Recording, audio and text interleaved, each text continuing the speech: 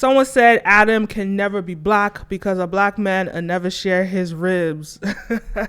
That's a line, Kanye. Great album. So if you don't know, if you're living under a rock, Kanye released Donda on Sunday, like in the middle of the day, and boom.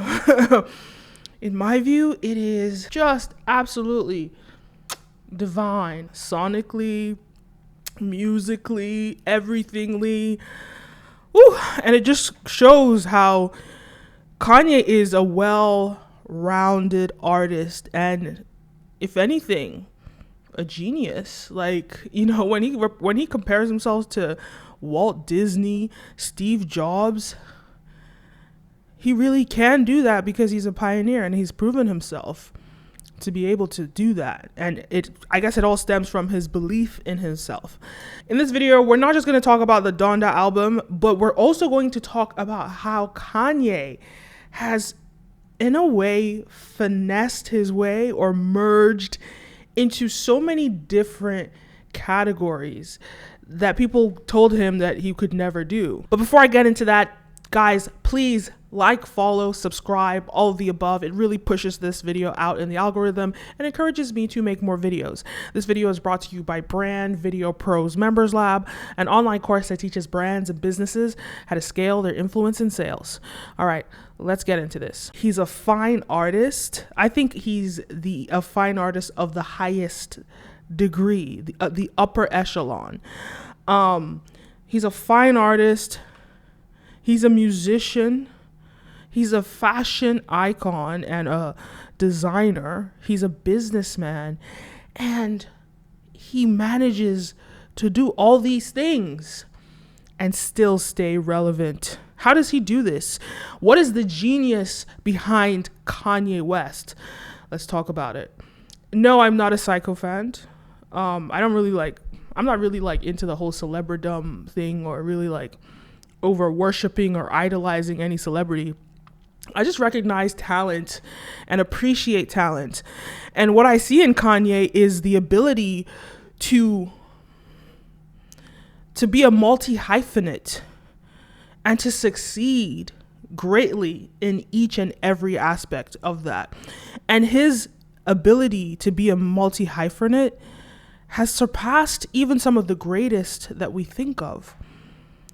Now, this Donda album, like I said, is a masterpiece. I mean, a whopping 27 songs. Like, you don't get albums that large, you know.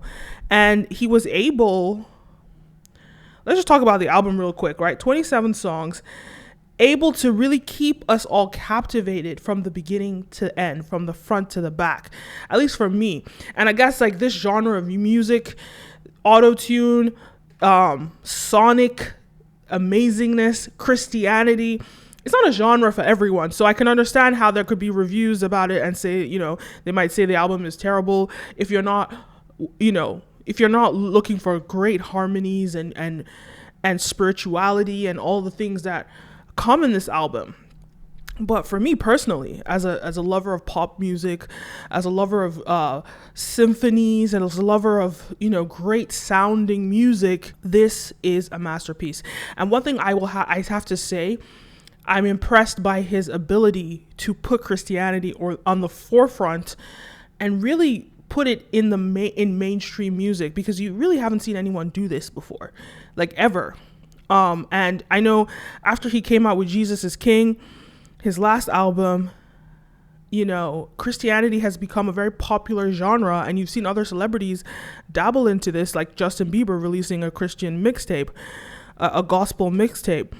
And, you know, I think without Kanye, I think Christian music was just seen as a, you know, unpopular thing. But now with Kanye West, there are so many fans of his that are just going to be open to the world of Christian music and maybe even some Christianity, but I don't think his goal is to convert anyone to Christianity. I think his goal is to elevate God and to showcase great symphonies from the church, because a lot of this is derived from the church and from gospel music, not even gospel, from hymns, from classical Christian, hymns. A lot of his music is inspired by classical Christian hymns, and he's taken those harmonies and he's taken that greatness into the creativity of pop culture and pop music, and he's really been able to design and develop something that's just so fascinating and so fascinating and so different, and not generic, but very much pioneering that genre. And I just think it's a great work of art musically. And I'm saying this from an unbiased perspective. Even, I'm Christian, but even if I wasn't Christian, I would still be fascinated by the beautiful harmonies and the beautiful sounds. And, one thing that's very interesting about Kanye is, they said he was a rapper. They said he couldn't sing. And then he has albums where he's just singing. And I don't know whether he has a good voice or not, but it's proven that you don't have to have a good voice to sing. And with the auto-tune, it really has, enhanced his voice and made it possible for him. So, I mean, musically, he's a genius. And we all know that. We've always known that. That's how he started out. But let's remember that he actually started out as a producer and actually a fine artist, because I know he went to art school. And he was a fine artist. And so it makes sense that he's really put all of that together. He was known as a producer, became a musician, became a rapper, and then with 808 Heartbreaks moves into singing. And now you can almost call him a singer, because like majority of this album he's singing. Like this is he's singing in most of this album. But other than the greatness that this album is, let's talk about how Kanye has been able to leverage fine art. The exhibition of this album, the Donda shows that he had, the listening parties.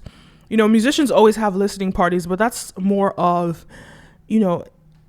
it's more of a way of promoting your album amongst people in the community.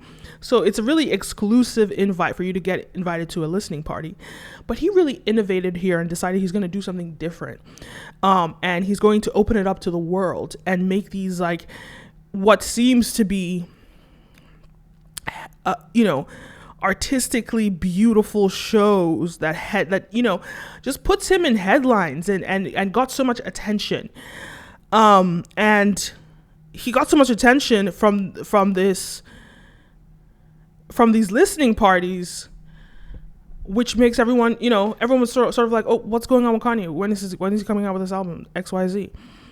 And that's one thing about him that's so interesting. Not only is he a fine artist, he's a performance artist. We've seen with these beautiful live streams of the listening party that he is a true performance artist, a fine artist in every degree, not just performance, but musically, and sonically, and in so many degrees. So, but one thing that makes him so interesting as a multi-hyphenate is his ability to stay relevant. In the album, in the listening party, the whole listening party was a marketing scheme to get in front of everybody's eyeballs. But not only did he do that, in the album, he has, people that make headlines on the album. He has the baby who was just canceled for, the stuff that he did a few weeks ago. You could go Google that. And so, in his listening party, he played the version of the song where the baby was removed from it. So it seemed as though he removed him from the song. But in the album, he's released both versions. And not only that, he had the baby perform with him at the listening party. Controversial. It goes to show that, cancel culture will cancel you and forget about you 2 weeks later, which is what has happened here. So he has the baby performing with him. This is a headline. People want to talk about it. People are going to be talking about this. And he has Kim Kardashian perform. She comes on stage. This is the third listening party. She comes on stage at the end wearing a wedding dress. Again, headlines. People are saying, are Kim and Kanye coming back together? Why are they doing this? Is this art? Like, but it's really just art. And it just shows that art is everything and it's nothing at the same time.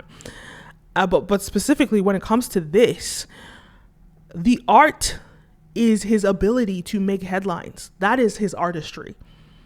Not only is it his ability to make great music sonically, not only is it his ability to, put on an amazing live performance, which is a performance art piece, but to make headlines while doing that, that is art in itself. And finally, his ability to be a businessman and an entrepreneur making, making billions of dollars. His net worth is about, I think, $6 billion. So he's a billionaire. How many artists in their lifetime have been able to do all these things?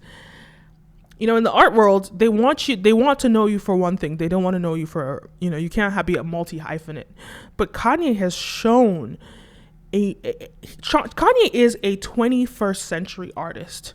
And I think he's someone to look at because in this world that we live in, the internet has allowed us to speed up the process of execution, thereby allowing you to become a multi-hyphenate, to take on multiple jobs and still be able to succeed at all of them. Now, no one said it's going to be easy. No one said it's easy, but it's possible. And I think Kanye is one of the key pioneers that has shown that. And I think that people should really look to him because I don't think that he's appreciated for these things because he's quite controversial.